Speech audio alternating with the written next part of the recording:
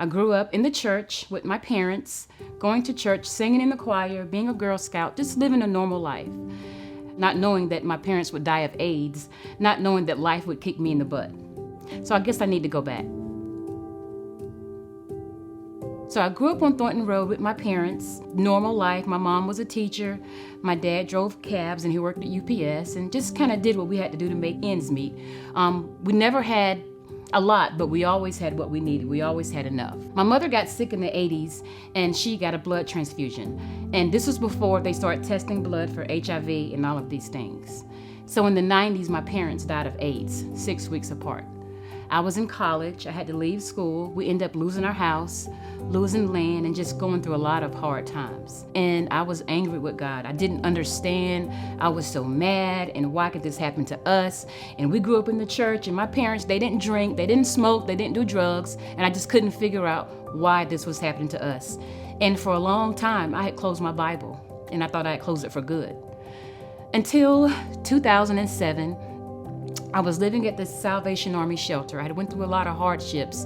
And by this time, I had a 6-week-old son named Caleb, and I had a 7-year-old son named Zuri. In the city of Raleigh, they were doing a new program called the Support Circle, where they were partnering with churches in the local area, and that's how I connected with Lifepointe Church. Some members from the church came to the shelter, and we met, and we got to know each other, and I'm still kind of skeptical because other than some kids being in my class, I hadn't really been around white people.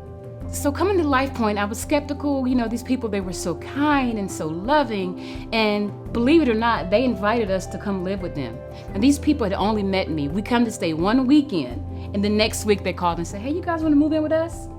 And I'm like, is this real? But it was real. And this is family for us. We don't see color. That's Uncle Rob, Uncle Donnie, Aunt Kim. We're all family here. And I just wish that this world could just come together and see that if you remove the colors, if you remove those lines, it's just that. It's Christ. He's all over. He's everywhere. Jesus became real to me when I realized that he really did love me.